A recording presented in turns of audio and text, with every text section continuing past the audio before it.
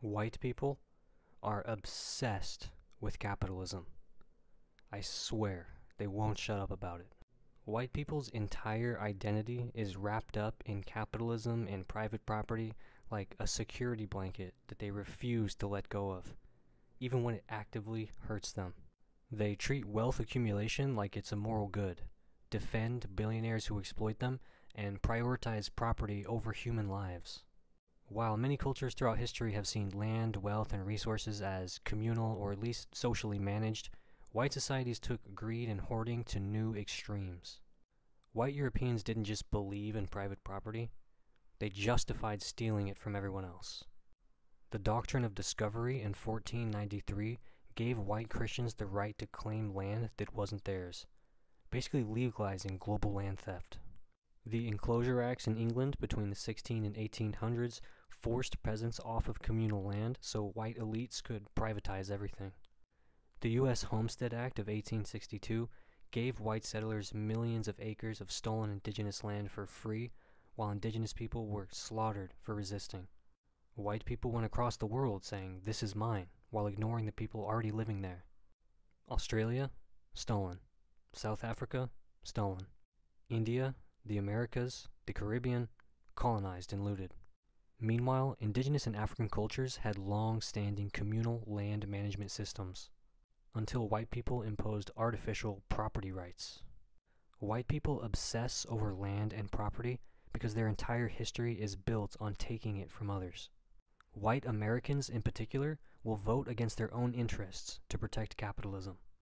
Working-class white people constantly vote for politicians who cut their wages, gut their healthcare, and raise their taxes, all to own the libs.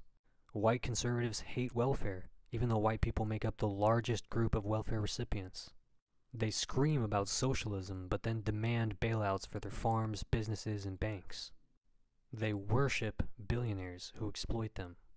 Elon Musk, Jeff Bezos, and Donald Trump are treated like gods, even though they exploit workers and hoard wealth. White people will defend CEOs making 500 times their workers' salary while complaining about poor people having iPhones. Meanwhile, other cultures focus on mutual aid, cooperative economies, and community wealth building, instead of extreme individualism. White people's obsession with capitalism is literally killing them and everyone else, and yet they defend it at all costs. White Americans would rather let people die than question property rights. Homelessness is at record levels, yet there are more empty houses than unhoused people. White landlords raise rents while crying about how hard it is to own property and keep up with inflation. Squatters are treated worse than corporate landlords who buy entire neighborhoods just to leave them empty. The police exist mainly to protect white people's obsession with private property. Cops will kill someone over a stolen candy bar, but let billionaires commit tax fraud daily. During protests, white conservatives scream about property damage instead of caring about police brutality. White settlers justified genocide by saying indigenous people didn't properly use their land, as if that excused stealing it. White people's fetishization of private property is one of the most morally bankrupt aspects of their culture. And everywhere white people have gone, they've imposed capitalism, usually through violence. White Europeans destroyed self-sustaining economies in Africa, Asia, and the Americas to force people into dependence on capitalism. Colonialism drained resources from non-white nations while white elites got rich. The U.S. has overthrown dozens of democratically elected leaders in Latin America and Africa just to keep global capitalism running. Even today, white-led corporations exploit the global south. White CEOs profit off of child labor in the Congo, sweatshops in Bangladesh, and land grabs in Brazil. White countries control global financial institutions like the IMF and the World Bank, trapping developing nations in debt. When non-white countries try socialist or cooperative economic models, white governments call it a threat to democracy. White capitalism never actually promotes free markets. It enforces global white dominance. White people have convinced themselves that making money without producing anything is normal. Stock markets, hedge funds, real estate speculation, white people love getting rich without actually working. They created the concept of middlemen and consultants who contribute nothing but get paid millions. crypto and NFTs, white finance bros made up fake assets just to scam each other. Meanwhile, actual productive labor is undervalued. Teachers, nurses, and factory workers get scraps, while white finance bros make billions moving numbers on a screen. Gig economy jobs like Uber and DoorDash are modern day sharecropping, yet white libertarians praise them as entrepreneurship. White people's version of capitalism isn't about producing wealth. It's about hoarding, gatekeeping, and profiting off of other people's labor. White capitalists also know they're losing control, which is why they're getting desperate. Global capitalism is crumbling, and white elites are terrified of wealth redistribution. They're gutting workers' rights, crushing unions, and inflating the housing market to keep their grip on power. They push AI and automation not for progress, but to eliminate jobs and keep people poor. White conservatives would rather destroy society than let go of capitalism. They'd rather die of medical debt than support universal health care. They'd rather see climate change burn the planet than regulate corporations. They'd rather cling to their failing white-dominated capitalism than admit that other economic systems might work better. White people's obsession with capitalism and private property is so deep, they'd rather burn the world than give up control. The obsession isn't just irrational, it's also destroying their society. Cope. Good morning, Africans. I hope you're doing fine where you are.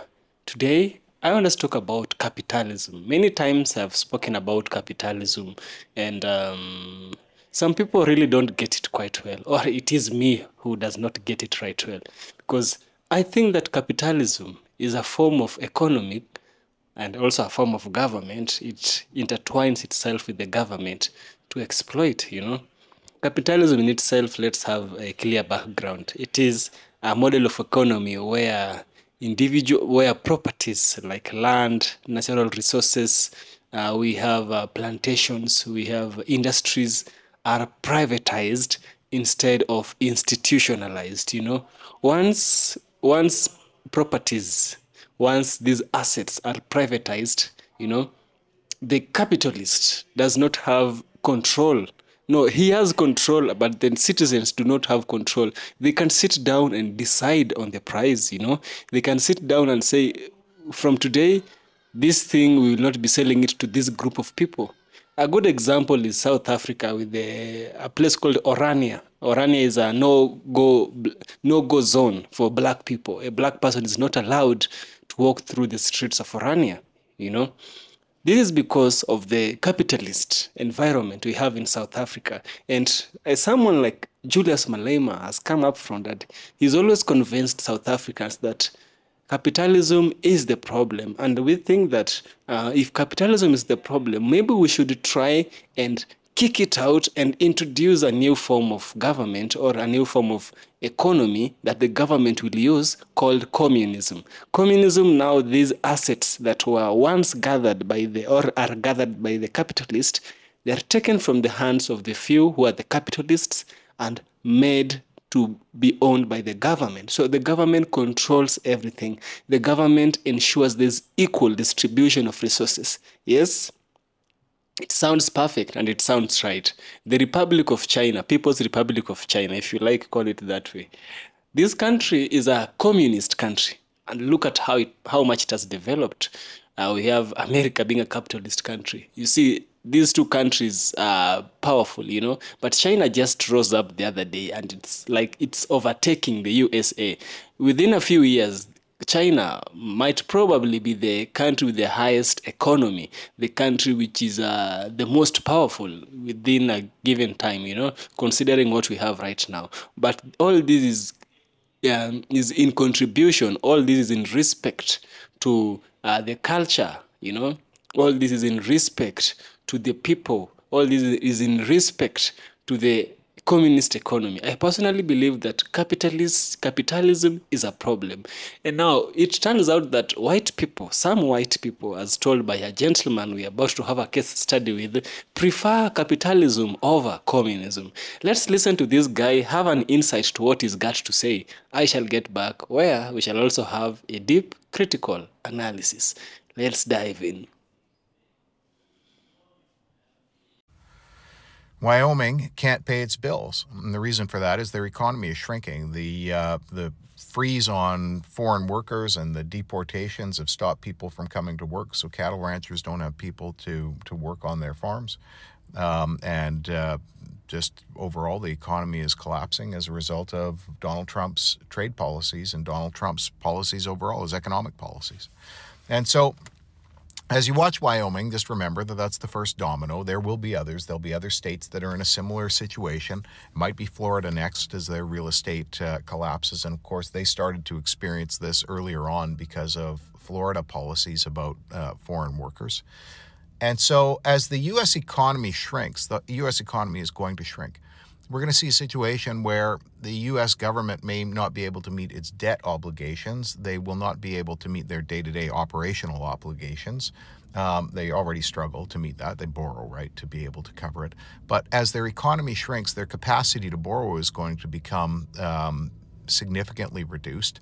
And when they are not in a position to actually meet their debt obligations, period, we are going to see significant problems. And if you were around in the 1970s and you remember what New York was like in the 1970s, New York was basically bankrupt in the 1970s. They sought a federal government bailout, never came.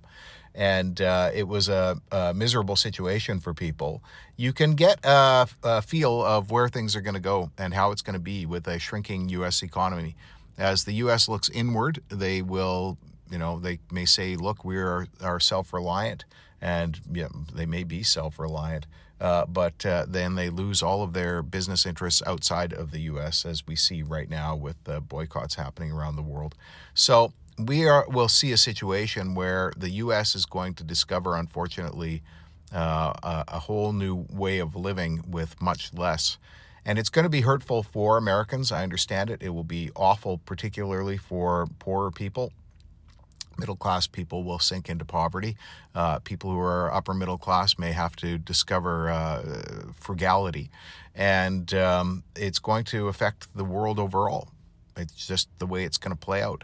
Now, the interesting thing is, if you look at the historic parallels, if you go back to the unfolding of the Great Depression, if you look at the end of the Spanish flu, and you look at just previous downturns, this will be far worse than a downturn, right? Because most previous downturns are something that was either cyclical in the economy or because of some flawed investment scheme like we saw with subprime mortgages. Those were things that were not really structural, and that the rest of the economy was relatively strong, resilient, and could deal with it.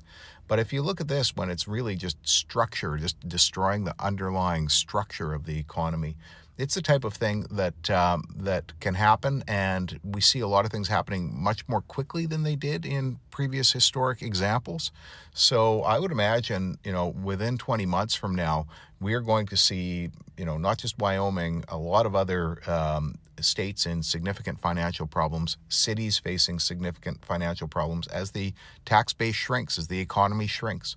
And overall, the U.S. federal government no longer able to generate the income that it needs to be able to do the things that it needs. So if you think the cuts that are happening now are significant, they're the ones that are triggering a lot of this, right? Taking all those federal employees out of the workforce and taking away their paychecks and having those paychecks being spent in the community, that's a significant thing. But if you think that's bad, just wait until you see the snowball effect that happens when the feedback loop that happens when more and more people lose their jobs. And it will happen quickly, because everything seems to happen more quickly these days than it did before. These are troubling times. Is the American empire collapsing? Yes, it is. The question, the key question for everyone to be asking themselves, especially those in leadership, is how fast? And then the second question is, how do we arrest it to a certain extent? You can't stop it. It's impossible. But you can arrest it, and you can build a glide slope down which the empire slides, if you will, because there are equals in the world now. China, of course, is one of them. With nuclear weapons, you must say that Russia is one of them. And India comes very close to being one of them. It's a multipolar world now. You can't have a hegemon that is all things to all people. Here's your daily reminder that America's a bullshit country with a bunch of artificially manufactured poverty. I was hanging out with a Danish person last night and we started talking about food. And they said Americans don't understand food at all. And they were absolutely correct. Most Americans have never been educated about food actually. And as a result, we have no idea what's even in any of the things we're eating or drinking. But in Denmark, like most of Europe, foods have to be real. They have to be legislated by law to be actually real and not filled with a bunch of partially hydrogenated bullshit. Maybe this is why the US spends more and has worse health outcomes than Denmark. Denmark, a country of only 6 million people, makes a comparative amount of money per capita as the entire United States. Denmark has nearly 1/20th the poverty rate as the United States and 1/10 the homelessness rate. And in Denmark, school is free. In fact, they'll give you a stipend if you go. Oh, also, healthcare is free too. Living in this country in the United States is a fucking shame. It's disgusting, and we actually have nothing to be proud of. Every single political rally should be... The capitalism that we have now is not the capitalism that made this country great. Capitalism, when it works, is good for the customer, it's good for the employee. The capitalism that we have now is good for the leaders, and it comes at the expense of the employees and sometimes even the customers. There was no such thing as mass layoffs in the United States prior to the early 1980s. It didn't exist. It was used for existential reasons only. It was popularized in the 80s and 90s. Short-termism, quarterly results, wasn't really a thing. Shareholder supremacy wasn't really a thing. Even involvement in the stock market used to be for the middle class, not really a thing anymore. So yes, I want to see a return to the capitalism that made America great, where we take care of our people take care of our customers, and competition is good for business. Here are 10 different signs that you may have been indoctrinated by American capitalist propaganda. Number 1, you love and support capitalism, but when asked, you can't define it. Or your understanding equates to something like capitalism means free markets, or capitalism means the exchange of goods and services. That's not capitalism, that's just commerce. Number 2 is that you loathe and hate socialism, but when asked, you can't define it.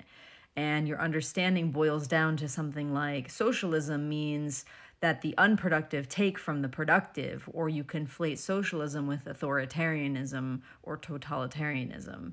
Number 3 is that you believe that the Democratic Party is in any way a left-wing party and supports something like socialism or communism, when in reality, the Democratic Party is a right-wing neoliberal capitalist party. Number 4 is that you don't know the difference between a liberal and a leftist, and bonus points if you conflate the two and believe that they are exactly the same thing, when in reality, liberals and conservatives have politically more in common with one another than liberals do with leftists. Number 5 is that you believe that billionaires are self-made and that they obtained their billions of dollars through their own personal hard labor, when they don't really make their money through their own labor. They make their money through extracting the value of thousands upon thousands of other people's hard labor. Number 6 is that you believe government equals bad, or that the government isn't working, when it's just that the government isn't working for average working class people. The government currently is working phenomenally for capitalists. Which leads me to number 7. You have to work for a living, but you consider yourself a capitalist. If you have to work for a living, you're not a capitalist. You're a working class person. Number 8 is that you call yourself a Christian, yet you only really focus on the issues of abortion and gay and trans rights, and you don't actually focus on anything that Jesus actually taught, like loving thy neighbor and showing compassion and forgiveness for your fellow people, and helping out marginalized groups and poor people, and supporting them. Number 9 is that you believe that your particular favorite American media news outlet is the beacon of truth and not just another version of the propaganda made for your target demographic. And finally, number 10 is that you believe that either the Democratic Party or the Republican Party serves the interests of the average American working class citizen, when in reality, both parties serve the capitalists and their interests, and ultimately capitalists make their money off of your hard. America is going to be the poorest country in the world starting now. You're going to see the biggest crashes happening right now. So that's good for me because the price of gold and silver go up. That's interesting because most people in India until the last decade have been migrating to the US, thinking that that is where is the land of opportunity to pursue the great American dream. But over the last 2 years, we've seen an increasing number of people coming back in droves, back to India, because that's where they're seeing jobs. So, after carefully listening to the gentleman speaking and other people giving their perspective on why white America chooses capitalism, here is something that I need you to understand and make you know why America, out of all the economic models, chose to go with capitalism and why it might be a failure.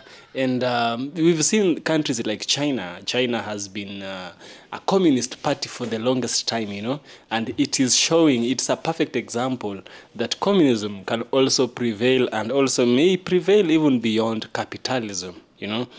So capitalism and communism are two of the most widely debated economic systems in modern history, each offering a distinct version, you know, or visions for the organization of society. In the United States, capitalism has long been the dominant economic and political system, often contrasted with communism, which has been associated with totalitarian regimes. You know, the preferences for capitalism in America can be attributed to a combination of historical, ideological, and practical reasons. Now, as I told you before, we are going to see how and why capitalism is prevailing in the United States of America, its benefits and some of its weaknesses, you know. First of all, why capitalism prevails in white America is this. We have ideological foundation of American democracy. At the core of American preferences for capitalism lies its foundational belief in the individual liberty and freedom. The U.S. was built on principles outlined in the Declaration of Independence, which emphasizes the right to life, liberty, and the pursuit of happiness. Capitalism aligns closely with these ideals because it champions the freedom of individuals to own property, make independent economic choices, and compete in a market-driven environment. In a capitalist society, wealth and resources are largely allocated based on market forces such as supply and demand, allowing individuals to work hard and rise economically based on their talents and efforts. In contrast, communism has been seen in the Soviet Union and other totalitarian states, advocates for collective ownership of the means of production and seeks to eliminate private property. Communism emphasizes on central planning and state control, which directly conflicts with the American value of individual autonomy. The idea of the state controlling economic life is seen as anti-ethical to the freedoms cherished by Americans, making capitalism a more attractive system. Now, the second one is Cold War and the global struggle between communism and capitalism. The ideological clashes between capitalism and communism reaches its zenith during the Cold War, which happened between 1947 to 1991, a period of intense political and military rivalry between the United States and the Soviet Union. The US viewed communism as a threat to democracy and economic freedom, while the Soviet Union promoted a system in which the state controlled nearly all aspects of life. During this time, the US sought to contain the spread of communism worldwide, seeing its expansion as a direct challenge to the values of individual freedoms and democracy.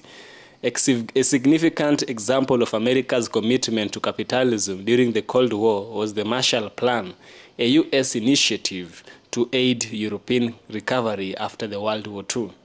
The plan provided over $2 billion, you know. Today, that money is equivalent to $130 billion, you know, in economic assistance to help rebuild Western European economies and prevent the spread of communism. In contrast, the Soviet Union sought to expand its influence through military force and ideological means, leading to the establishment of communist regimes in Eastern Europe, China, and Cuba.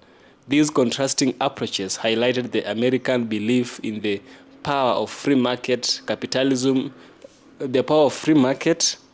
capitalism to foster prosperity and peace. while communism was viewed as a system that led to repression and stagnation. The third one is economic success and innovation. One of the strongest arguments for capitalism in America is its ability to foster innovation, entrepreneurship, and economic growth. The U.S. has begun a global leader. The U.S. has become a global leader in technological advancement and business development, driven by a capitalist system that rewards creativity, risk-taking, and hard work. Companies like Apple, Google, Tesla are examples of businesses that has thrived, in the competitive capitalist environment, creating jobs, boosting the economy, and shaping global industries. The constant drive for profit and improvement in a capitalist community incentivizes, individuals and businesses to innovate, improving overall standards of living. Yeah. So there's a big reason why the U.S. had chosen capitalism. Now you also have why they chose capitalism as the fourth reason. We have the rise of China, which is a more complex case. You see, in the 21st century, China represents a more complex case as it had adopted a unique model that blends the element of both communism and capitalism. Since the late 20th century, China has transitioned from a purely communist economy to a more market-oriented one, embracing capitalist principles such as private ownership, foreign investment, and market competition. This shift has led to unprecedented economic growth, lifting millions out of poverty and turning China into the world's second-largest economy. However, despite the introduction of capitalist reforms, China remains under the control of the Communist Party, with the state playing a dominant role in the guiding economy and maintaining political control. This hybrid model has led to the questions about long-term sustainability of China's system and whether it can continue to achieve the levels of growth seen in recent decades. While China's economic success has challenged some assumptions about the incompatibility of communism and capitalism, it has also led to a widespread shift away from capitalism in America. The U.S. continues to view China as a political system with skepticism, believing that its lack of democratic freedom and human rights protection is a significant drawback compared to the opportunities and freedoms provided by capitalism. So the U.S. views capitalism as freedom and communism as not a freedom. I think it's the opposite. So finally, we have capitalism and globalization. Globalization has reinforced America's preferences for capitalism. The rise of global trade, multinational cooperation, and interconnected markets has made capitalist economies more integrated and interdependent.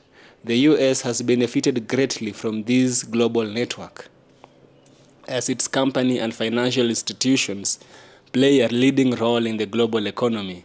Free market principles and the ability to trade and invest across borders have helped to fuel economic prosperity and maintain its position as a dominant economic power.